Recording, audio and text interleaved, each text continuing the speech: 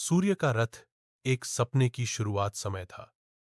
13वीं शताब्दी का भारत, जब पूर्वी समुद्र तट पर कलिंग साम्राज्य अपनी गौरवगाथा लिख रहा था। उस युग में उड़ीसा का राज्य अत्यंत समृद्ध था, कला, धर्म और स्थापत्य में अग्रणी। इस साम्राज्य के शासक थे राजा नरसिंहदेव प्रथम, गंग वंश के पराक्रमी राजा। उनकी कीर्ति युद्धभूमि से लेकर मंदिरों तक फैली हुई थी। राजा नरसिंहदेव न केवल एक वीर योद्धा थे, बल्कि सूर्य देव के अनन्य भक्त भी थे। उनके मन में वर्षों से एक स्वप्न पल रहा था। मैं एक ऐसा मंदिर बनवाऊंगा जो सूर्य देव के रथ के समान दिखे, जहां हर सुबह सूर्य की पहली किरण स्वयं देवता की मूर्ति को आलोकित करे। उन्होंने यह सपना अपने पिता अनंग भीमदेव तृतीय से विरासत में पाया था, परंतु वे उसे पूरा नहीं कर पाए थे। राजा नरसिंहदेव ने ठान लिया कि वे इस सपने को साकार करेंगे। ए आदेश और शिल्पियों का संगम राजा ने पूरे राज्य में घोषणा करवाई। कलिंग की भूमि पर सूर्य का महल बनेगा कोणार्क में। इस मंदिर को बनाने वाले भारत के श्रेष्ठ शिल्पकारों को बुलाया जाए। चारों दिशाओं से मूर्तिकार, वास्तुकार, अभियंता और मजदूर आए। सैकड़ों गांवों से लोग उस कार्य में शामिल हुए। उनमें एक नाम सबसे ऊपर था, बिशु महाराणा। बिशु महाराणा कोई साधारण शिल्पी नहीं थे। उनकी कला पत्थरों को सांस देने जैसी थी। कहा जाता है कि जब वे छेनी और हथौड़ा चलाते तो पत्थर में भी धड़कन सुनाई देती थी। राजा ने उन्हें मुख्य शिल्पी नियुक्त किया और कहा, बिशु, इस मंदिर को ऐसा बनाओ कि वह समय की हर परीक्षा में खरा उतरे। इसे देखकर आने वाली पीढ़ियां जाने कि भारत की आत्मा कैसी है। बिशु महाराणा ने सिर झुकाकर उत्तर दिया, महाराज, यदि सूर्य देव की कृपा रही तो यह मंदिर स्वयं उनके रथ के समान चमकेगा। स्थान का चयन कोणार्क समुद्र के किनारे का एक स्थान चुना गया।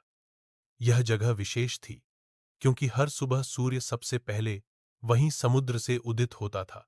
स्थान का नाम ही कोणार्क दो शब्दों से बना, कोण कोना और अर्क सूर्य, यानी सूर्य का कोना।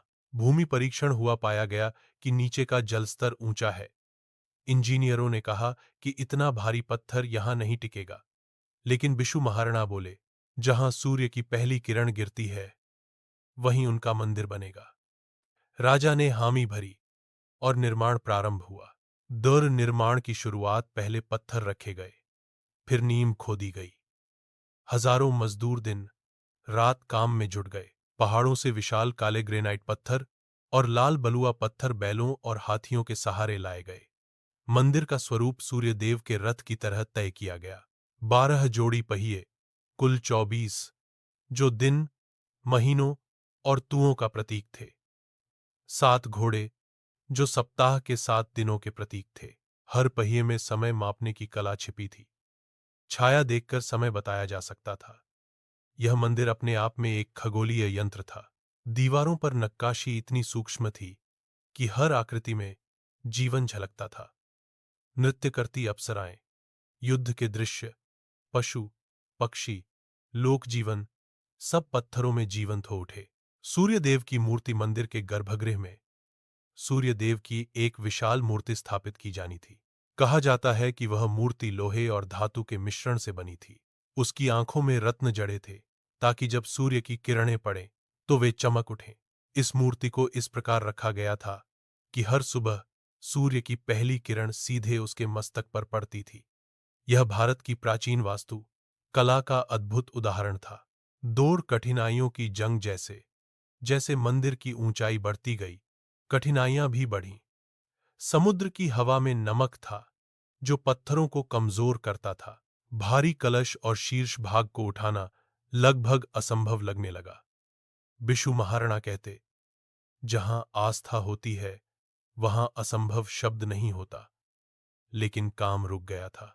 मंदिर का शिखर अधूरा रह गया। राजा चिंतित थे, मजदूर निराश। बिशु महाराणा हर दिन समुद्र तट पर बैठते और सोचते, कैसे रखें इस शिखर को बिना गिरे हुए। धर्मपद का आगमन। बिशु महाराणा का एक बेटा था, धर्मपद, मात्र 12 वर्ष का। वह अपने पिता से अलग गांव में रहता था। बचपन से ही वह पत्थरों के साथ खेलता, नाप तौल करता और नक्शे बनाता था। जब उसे पता चला कि उसके पिता का कार्य अधूरा है और लोग कह रहे हैं कि मंदिर अब नहीं बनेगा, तो वह बिना बताए कोणार्क पहुंच गया।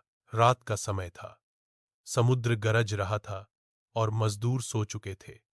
धर्मपद ने मंदिर देखा, विशाल, भव्य, अधूरा। उसने अपने छोटे हाथों से नक्शा देखा और धीरे धीरे सीढ़ियां चढ़ने लगा। ऊपर जाकर उसने पाया कि समस्या केवल संतुलन की थी। उसने रस्सियों, पुलियों और भार वितरण का उपयोग करके गणना की, और जब सब सो रहे थे, वह एक अकेला बालक मंदिर का शीर्ष भाग पूरा कर रहा था। सुबह का चमत्कार। सुबह जब सूर्य उगा तो उसकी पहली किरण मंदिर के शिखर पर गिरी और पूरा मंदिर सोने की तरह चमक उठा। लोग जागे, उन्होंने देखा मंदिर पूर्ण है। सभी हैरान थे, किसने यह कार्य कर दिखाया। बिशु महाराणा ऊपर गए और देखा उनका बेटा धर्मपद वहां खड़ा था। पिता की आंखों में आंसू थे, गर्व के भी और भय के भी। राजा आए, सब उसकी प्रशंसा कर रहे थे, पर धर्मपद जानता था कि उसने बिना अनुमति मंदिर का कार्य पूरा किया है। उसे डर था कि कहीं राजा उसके पिता को दंड न दें। उसने चुपचाप समुद्र की ओर देखा और कहा, मेरा कार्य पूरा हुआ, अब सूर्यदेव मुझे अपने पास बुला रहे हैं। और वह समुद्र में कूद गया। अमर बलिदान। जब लोगों को पता चला, पूरा क्षेत्र शोक में डूब गया। राजा नरसिंहदेव स्वयं समुद्र तट पर पहुंचे। उन्होंने बिशु महाराणा को गले लगाया और बोले, तुम्हारा पुत्र देवताओं के समान है। यह मंदिर न केवल सूर्यदेव का बल्कि धर्मपद का भी है। उस दिन से कोणार्क सूर्य मंदिर मानव आस्था, श्रम और बलिदान का प्रतीक बन गया। पत्थरों में कैद सूरज, रहस्य, पतन और पुनर्जन्म। धर्मपद के बलिदान के बाद कोणार्क सूर्य मंदिर पूरा हुआ। राजा नरसिंहदेव ने इसे भारत की सर्वोत्तम कृति घोषित किया। कहा जाता है कि मंदिर के उद्घाटन के दिन समुद्र की लहरें मानो झुककर इस सृष्टि को नमन कर रही थीं। हजारों लोग दूर दूर से आए, कलाकार, साधु, यात्री, कवि, सबने एक स्वर में कहा, यह मंदिर नहीं, यह सूर्य का रथ है जो समय को अपने पहियों में बांध चुका है। वास्तुकला का अद्भुत रहस्य। कोणार्क मंदिर केवल भक्ति का प्रतीक नहीं था, यह विज्ञान और खगोल शास्त्र का चमत्कार था। एक, मंदिर का रथाकार रूप। मंदिर 12 जोड़ी विशाल पत्थर के पहियों पर बना था। हर पहिए में 8 तीलियां थीं, जो दिन के 8 पहर दर्शाती थीं। इन पहियों की छाया देखकर समय बताया जा सकता था, यानी यह मंदिर एक विशाल सूर्य घड़ी, सुंडियाल था। 2, 7 घोड़े। ये 7 घोड़े सप्ताह के 7 दिनों के प्रतीक थे, जो मंदिर के रथ को आगे बढ़ाते थे। यह समय के प्रवाह का प्रतीक था। 3, सूर्य की किरणों का सीधा प्रवेश। मंदिर इस तरह बनाया गया था कि हर सुबह सूर्य की पहली किरण सीधे गर्भगृह में स्थित मूर्ति के माथे पर पड़ती थी। इसके लिए उस समय के वास्तुकारों ने खगोल गणना और ज्यामिति का प्रयोग किया। 4, चुंबकीय रहस्य। कहा जाता है कि मंदिर के शीर्ष पर एक विशाल लोहे का चुंबक लगा था और उसके नीचे सूर्य देव की मूर्ति में लोहे की पट्टियां थीं। दोनों चुंबकों के आकर्षण से मूर्ति हवा में थोड़ी ऊंची दिखाई देती थी। यह तकनीक इतनी रहस्यमय थी कि आज भी वैज्ञानिक इसके प्रमाण खोजते हैं। मंदिर का सामाजिक अर्थ। मंदिर की दीवारों पर जो नक्काशियां हैं, वे केवल सजावट नहीं बल्कि समाज का दर्पण है। कहीं किसान हल चला रहे हैं, कहीं नर्तकियां ओडिसी नृत्य कर रही हैं, कहीं सैनिक युद्ध में उतर रहे हैं, कहीं प्रेमी युगल जीवन का आनंद मना रहे हैं।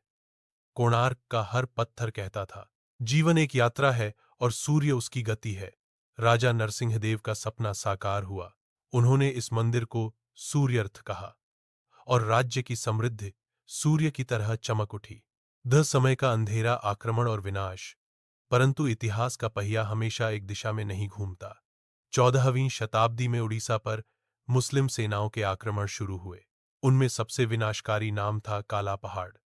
काला पहाड़ एक अफगान जनरल था जो पहले हिंदू था, लेकिन बाद में धर्म परिवर्तन कर युद्ध में उतर गया। उसकी सेना ने कई मंदिरों को नष्ट किया और उसकी दृष्टि कोणार्क पर भी पड़ी। जब वह मंदिर पहुंचा तो उसने देखा कि यह कोई साधारण ढांचा नहीं बल्कि पत्थरों में बसा एक जीवंत देवालय है। लेकिन वह अपनी क्रूरता से पीछे नहीं हटा। उसने मंदिर के गर्भगृह की मूर्ति को तोड़ने का आदेश दिया। कहा जाता है कि जब उसने शिखर से मुख्य चुंबक हटवाया तो मंदिर की संतुलन प्रणाली बिगड़ गई और धीरे धीरे मंदिर का ऊपरी भाग गिरने लगा। भूकंपों और समय के प्रभाव से भी बहुत हिस्सा ध्वस्त हो गया। लोगों ने कहा, धर्मपद के बलिदान की शांति को भंग किया गया है, इसलिए सूर्य ने स्वयं अपनी ज्योति यहां से हटा ली। रहस्यमयी ऊर्जा। मंदिर के भीतर और आसपास कई रहस्यमय घटनाएं घटने लगीं। कई नाविकों ने बताया कि समुद्र में चलते हुए उनके जहाजों के कंपास काम करना बंद कर देते थे। कहा गया कि यह मंदिर का चुंबक ही था जो समुद्र के जहाजों की दिशा बिगाड़ देता था। इस डर से कुछ व्यापारियों ने राजा से निवेदन किया कि चुंबक हटा दिया जाए, लेकिन जब वह हटाया गया तो मंदिर का संतुलन पूरी तरह टूट गया और वह ढहने लगा। धीरे धीरे यह भव्य रथ रेतीली नींद में सो गया। इन सदियों का सन्नाटा शताब्दियां बीत गईं। समुद्र पीछे हट गया, रेत ने मंदिर को ढक लिया और लोगों ने उसे धर्मपद का शापित मंदिर कहना शुरू कर दिया। सदियों तक कोणार्क समुद्र किनारे एक भूला हुआ चमत्कार बना रहा। कई यात्रियों ने इसके खंडहर देखे और लिखा, यहां समय ठहर गया है। पुनः खोज। ब्रिटिश युग में 19वीं शताब्दी में जब ब्रिटिश शासन भारत आया तो कुछ पुरातत्वविदों ने उड़ीसा में खुदाई शुरू की। वे पुराने शिलालेखों में लिखे सूर्य मंदिर के उल्लेख को खोजने निकले और 1901 में रेत के नीचे से कोणार्क सूर्य मंदिर का गर्भगृह फिर से प्रकट हुआ। ब्रिटिश अधिकारी जॉन मार्शल ने इसे देखकर कहा, यह केवल भारत नहीं बल्कि विश्व की सबसे अद्भुत संरचनाओं में से एक है। मंदिर का पुनर्निर्माण नहीं किया जा सका, पर जो भाग बचा था उसे संरक्षित किया गया। भारतीय पुरातत्व सर्वेक्षण आसी ने मंदिर को सुरक्षित घोषित किया। आज का कोणार्क धरोहर और प्रेरणा। आज का कोणार्क मंदिर यद्यपि खंडहर में बदल चुका है, फिर भी वह जीवंत आस्था और भारतीय कला का प्रतीक है। हर साल यहां कोणार्क नृत्य महोत्सव होता है, जहां भारत के श्रेष्ठ नर्तक सूर्यदेव के चरणों में नृत्य अर्पित करते हैं। जब ओडिसी नृत्य की थिरकन पत्थरों से टकराती है तो लगता है मानो धर्मपद की आत्मा अभी भी वहां गूंज रही हो। यूनेस्को ने इसे विश्व धरोहर स्थल यूनेस्को वर्ल्ड हेरिटेज साइट घोषित किया। अब यह मंदिर न केवल भारत की शान है बल्कि मानव सभ्यता के कौशल और समर्पण का प्रतीक है। मंदिर का संदेश। कोणार्क सूर्य मंदिर हमें सिखाता है कि आस्था यदि दृढ़ हो तो पत्थर भी बोल उठते हैं। विज्ञान और धर्म जब मिलते हैं तो चमत्कार होते हैं और एक बालक का बलिदान सदियों तक रोशनी फैलाता है। राजा नरसिंहदेव का सपना केवल एक मंदिर नहीं था, वह भारत की आत्मा का चित्र था, जहां पत्थरों में संगीत है और छाया में विज्ञान। आज भी जब सूर्य उगता है और कोणार्क की दीवारों पर अपनी पहली किरण डालता है तो ऐसा लगता है जैसे धर्मपद मुस्कुरा रहा हो और कह रहा हो, मैंने कहा था न पिता, सूर्य कभी अस्त नहीं होता। निष्कर्ष। कोणार्क सूर्य मंदिर भक्ति, कला, विज्ञान और बलिदान की वो कथा है जो समय की धूल में भी अमर है। यह केवल उड़ीसा का गौरव नहीं बल्कि संपूर्ण भारत की रचनात्मक आत्मा का प्रतीक है। और जहां आस्था हो वहां सूरज कभी नहीं ढलता।